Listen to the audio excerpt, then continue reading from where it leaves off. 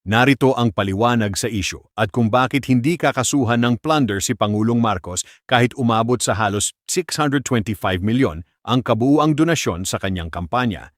Si Anton Lagdameo, na naging treasurer ng Partido Federal ng Pilipinas, ang nagbigay ng 247.2 milyon na nakatala bilang in-kind from party. Siya ngayon ay Special Assistant to the President simula noong Hunyo 2022.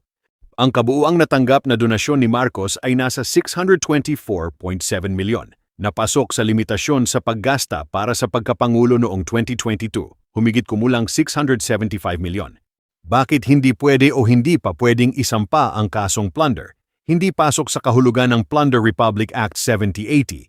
Ang plunder ay nangangailangan ng pagkamit ng hindi makatarungang yaman na higit sa 50 milyon.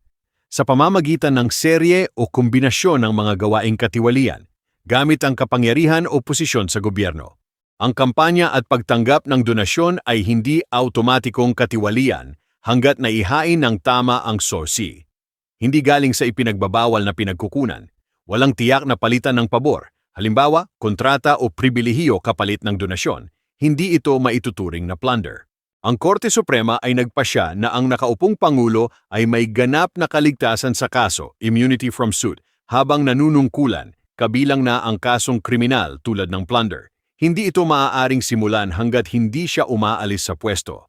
Sa ilalim ng batas at resolusyon ng COMELEC, pinapayagan ang malalaking donasyon basta hindi lumagpas sa limitasyon at tama ang paglalahad.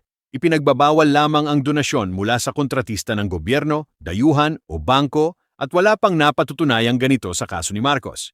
Ang paghirang sa donor ay hindi pa rin sapat na ebidensya ng palitan ng pabor kung walang tiyak na patunay na kondisyonal ito. Kung may pagkukulang man, maaaring ito ay paglabag sa batas sa halalan. Halimbawa, hindi tamang pag-uulat o sobrang halaga, ngunit magkaiba ito sa seryosong paratang ng plunder na nangangailangan ng mas matibay na ebidensya ng katiwalian. Oo, may basehan ang pag-aalala na maaaring magkaroon ng impluwensya ang malalaking donasyon at paghirang sa mga nagbigay nito. Ngunit sa mata ng batas, magkaiba ang hinala at napatunayang krimen. Hanggat walang dokumentadong patunay na ang donasyon ay kapalit ng pabor o pribilehiyo, hindi ito maaaring ituloy bilang kasong plunder.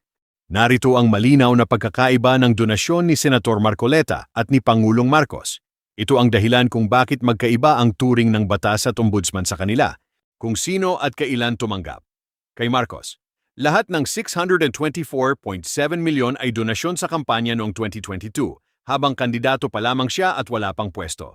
Dumaan ito sa Partido Federal ng Pilipinas at opisyal na naitala sa SOSI ng COMELEC.